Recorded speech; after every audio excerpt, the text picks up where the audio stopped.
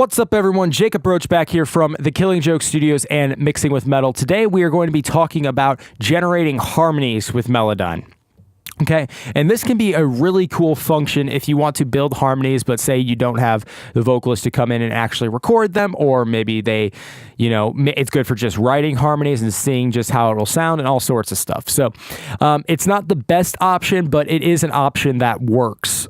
So I'm going to go over that today. So I have my same example that we went over in the first video of this line that we already tuned.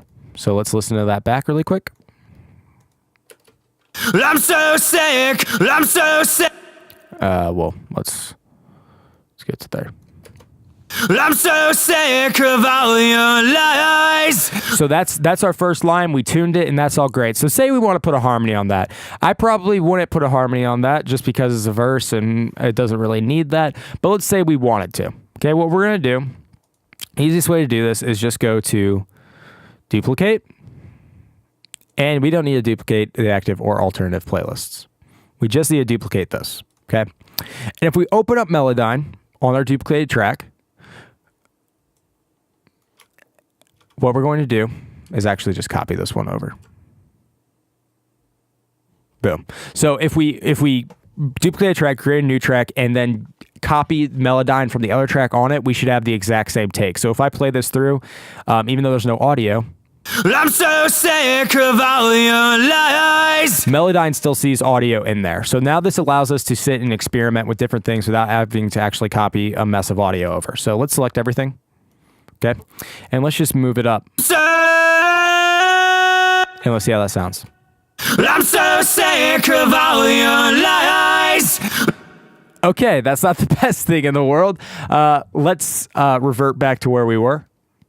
Okay, so this is where we are.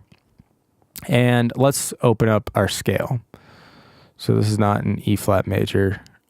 I'm trying to remember what key this is in. I think this is the key. Okay, so let's. Okay, so let's try just kind of putting these on different grid lines. All right, let's see how that sounds. I'm so sick of all your lies. Whoa, okay, that's not great. Let's move this up.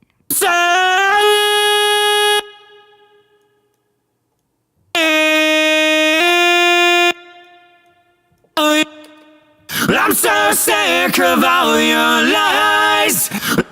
Okay, and then I think that's just a perfect fifth. So one thing that we could do, and it may or may not work, is just completely kill the pitch drift here. Or the pitch modulation, and just completely.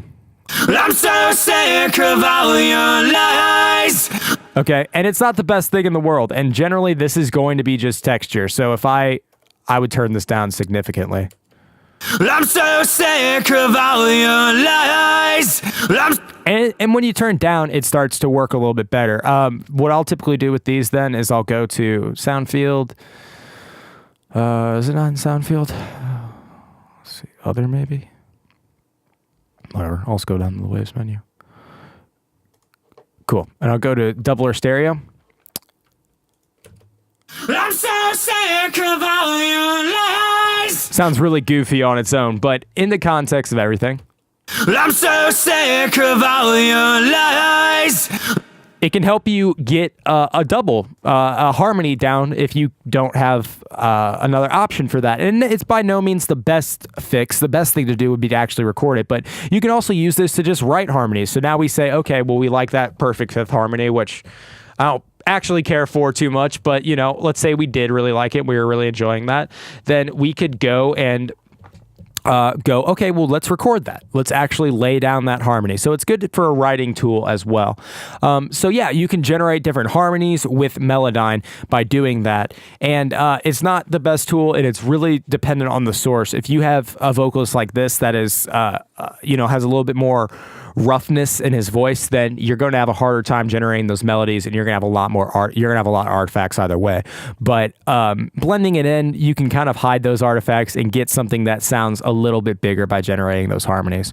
So I hope this is helpful for you. Next video, we're going to go over how to tune bass in Melodyne, which I think is it's saved me on multiple occasions when stuff is just out of tune. I think it's really important, and it's a very good, Melodyne's a very good tool for that. So thanks so much for tuning in, guys. If you have any video ideas or anything that you'd like to let me know, leave it in the comments below. I read all the comments, or shoot me a message or whatever. Head over to my website, my Facebook page, whatever you need to do, and just let me know, and I'd be happy to answer your questions. Like I said, this whole series is based just out of a user-submitted question who wanted to know how to use Melodyne a little bit more intuitively.